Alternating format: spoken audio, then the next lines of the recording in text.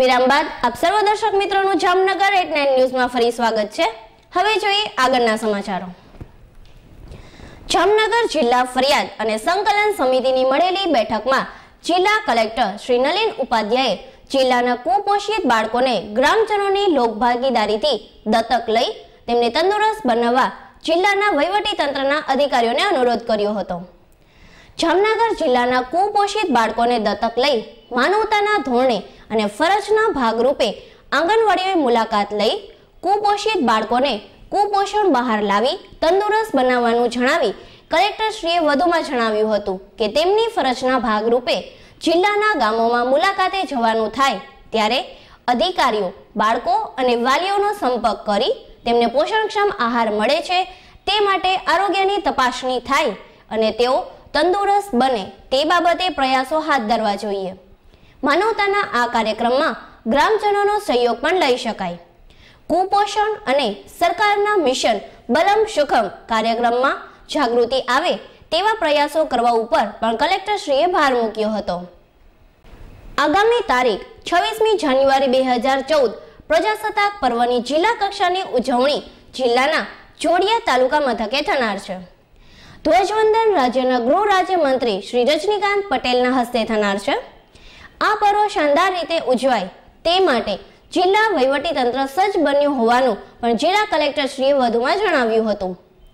ફરિયાદ સમિતિની બેઠકમાં ઉપસ્થિત રહેલા ધારાસભ્ય શ્રી ધર્મેન્દ્રસિંહ જાડેજાએ લોકોના પ્રશ્નો જેવા કે પોલીસ, એસટી, શિક્ષણ, આરોગ્ય, ખાણ ખનીજ, મેરીટાઈમ બોર્ડ, વન વિભાગ, પ્રદૂષણ નિયંત્રણ બોર્ડ, વીજળી, આશ્રમ, શાળા ગ્રાન્ટ, આરટીઓ કચેરી, ઇલેક્ટ્રિક વજન કાંટાનો ઉપયોગ વગેરે અંગેના પ્રશ્નો રજૂ કર્યા હતા, જે અંગે ચર્ચા બાદ મોટાભાગના પ્રશ્નોનો નિકાલ કરવામાં આવ્યો હતો, જ્યારે બાકીના પ્રશ્નોનો સત્વરે નિરાકરણ માટે સંબંધિત અધિકારીઓને કલેક્ટરશ્રીએ તાકીદ કરી હતી। સંકલન સમિતિની બેઠકમાં જિલ્લા કલેક્ટરશ્રીએ લોકોની અરજીઓનો નિકાલ, નાગરિક અધિકાર પત્રની અરજીઓનો નિકાલ, અવૈધ કેસો, પેન્શન કેસો, ખાતાકીય તપાસના કેસો, મંત્રીશ્રીઓ, સાંસદશ્રીઓ, ધારાસભ્યના પત્રો, એકબીજા ખાતા વચ્ચેના પ્રશ્નો, બાકી વસૂલાત વગેરે અંગે સમીક્ષા કરવામાં આવી હતી। સમય મર્યાદામાં આ પ્રશ્નોનો ઉકેલ લાવવા કલેક્ટરશ્રીએ અધિકારીઓને જણાવ્યું હતું। બેઠકમાં જિલ્લા વિકાસ અધિકારી શ્રી વિજયકુમાર ખરાડી, જિલ્લા પોલીસ અધિકારી શ્રી નીરજકુમાર બળગુજર અને અમલીકરણ અધિકારીઓ ઉપસ્થિત રહ્યા હતા। ગુજરાત સરકારના રમતગમત, યુવા અને સાંસ્કૃતિક પ્રવૃત્તિઓ વિભાગ દ્વારા રાજ્યના ચિત્રકલા, શિલ્પકલા અને છબીકલા ક્ષેત્રે વિશિષ્ટ અને ગણનાપત્ર પ્રદાન કરનાર ગુજરાત રાજ્યમાં સ્થાયી થયેલા ગુજરાત કલાકારોને ગૌરવ પુરસ્કારથી સન્માનિત કરવામાં આવે છે। આ ગૌરવ પુરસ્કારમાં ₹51,000ની રોકડ પુરસ્કાર તથા તામ્રપત્ર આપવામાં આવે છે।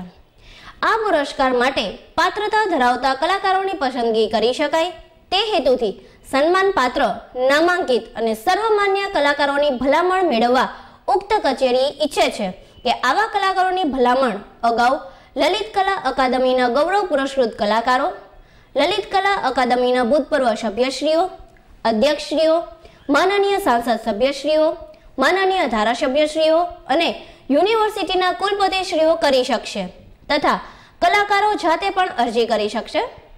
આવા કલાકારોની વિગત જેવી કે કલાકારનું નામ, સરનામું, જન્મ તારીખ, ઉંમર, ટેલિફોન અથવા મોબાઈલ નંબર, કલાનું ક્ષેત્ર, કલાના ક્ષેત્રમાં કરેલ મુખ્ય પ્રદાનની વિગત, આ પ્રદાનને સમર્થન આપતી કલાકારોને યોગ્ય જણાતી હોય તેવી જીવન અને કવનની વિગતો સાદા કોરા કાગળ ઉપર રજિસ્ટર્ડ પોસ્ટ એડીથી અથવા હાથોહાથ મળે તે રીતે મોકલી આપવા સંબંધીઓને વિનંતી કરવામાં આવે છે। આ અંગેની ભલામણો તારીખ 10/2/2014 સુધીમાં સચિવ ગુજરાત રાજ્ય લલિત કલા અકાદમી, રવિશંકર રાવળ કલા ભવન, લો ગાર્ડન, એલિસ બ્રિજ, અમદાવાદ 380006 ને મોકલી આપવા વિનંતી છે।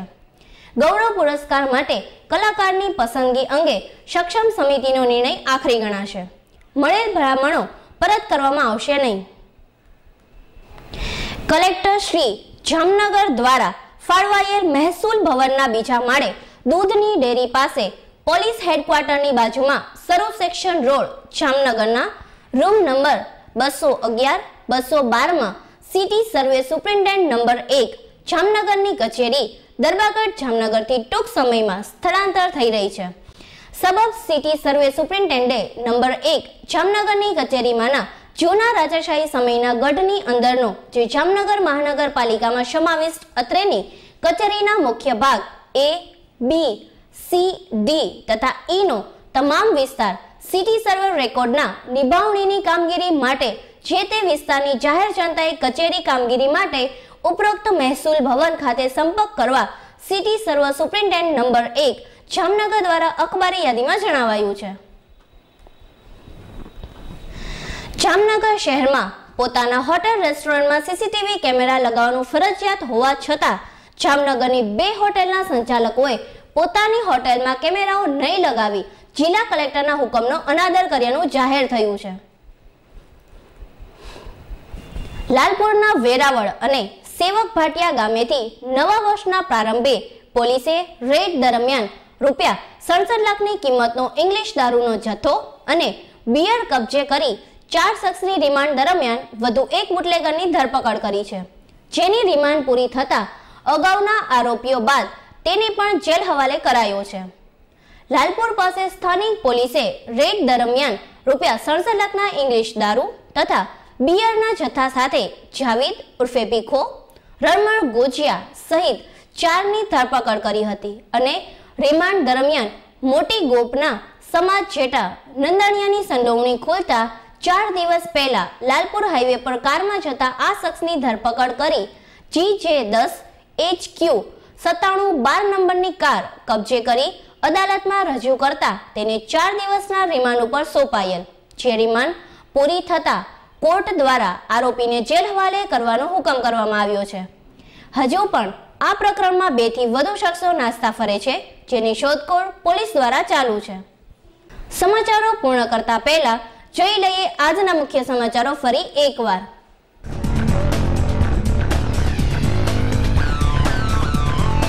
જામનગરમાં સત્તાપક્ષ દ્વારા અવગણા થતા વિરોધ પક્ષના ટેકે જંગે ચડતા પૂર્વ ડેપ્યુટી મેયર.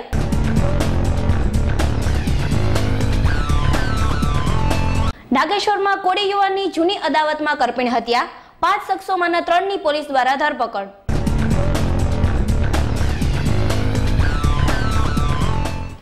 GTPL અંજલી કેબલ નેટવર્ક પર જામનગર@9 ન્યૂઝમાં ફરી મળીશું. ત્યાં સુધી અમારી સમગ્ર ટીમને રજા આપશો. ધન્યવાદ.